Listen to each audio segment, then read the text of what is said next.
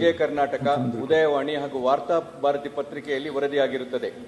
ಎಲ್ಲೂರು ಕಾಸರಗೋಡು ವಿದ್ಯುತ್ ಲೈನ್ ಯೋಜನೆ ಅವೈಜ್ಞಾನಿಕವಾಗಿದ್ದು ಅದನ್ನು ಕೈಬಿಟ್ಟು ವೈಜ್ಞಾನಿಕವಾಗಿ ಹೊಸ ತಂತ್ರಜ್ಞಾನವನ್ನು ಬಳಸಿಕೊಂಡು ಹೊಸ ಯೋಜನೆಯನ್ನು ರೂಪಿಸಲಿ ಎಂದು ಇನ್ನ ಗ್ರಾಮ ಪಂಚಾಯಿತಿ ವ್ಯಾಪ್ತಿಯ ಅಣ್ಣೋಜಿಗೊಳ್ಳಿಯಲ್ಲಿ ಯೋಜನೆಯನ್ನು ವಿರೋಧಿಸಿ ನಡೆಯುತ್ತಿರುವ ಅಹೋರಾತ್ರಿ ಧರಣಿಯಲ್ಲಿ ಹೋರಾಟಗಾರರು ಆಗ್ರಹಿಸಿದ್ದಾರೆ.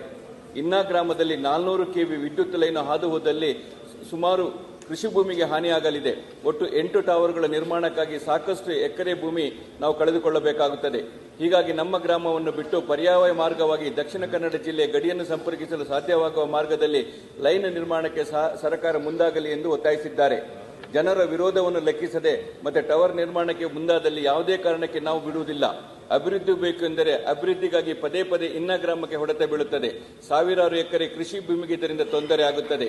ಹೀಗಾಗಿ ಜನತೆಗೆ ತೊಂದರೆ ಆಗುವ ಯಾವುದೇ ಯೋಜನೆಗಳು ಈ ಭಾಗದಲ್ಲಿ ಆಗಬಾರದು. ಜನರಿಗೆ ಸಮಸ್ಯೆ ಆಗದ ಮಾರ್ಗದಲ್ಲಿ ಟವರ್ ನಿರ್ಮಿಸಿ ಈ ಯೋಜನೆ ಮೊದಲು ವೈಜ್ಞಾನಿಕ ರೀತಿಯಲ್ಲಿ ನೆಲಗಡಿಯಲ್ಲಿ ಯೋಜನೆ ರೂಪಿಸಬೇಕು. ತಮಿಳುನಾಡಿನಲ್ಲಿ ಈ ಯೋಜನೆ ಯಶಸ್ವಿಯಾಗಿದ್ದು ಹಸಿರು ಪೀಠವು ಈ ಯೋಜನೆಗೆ ಆದೇಶಿಸಿದೆ.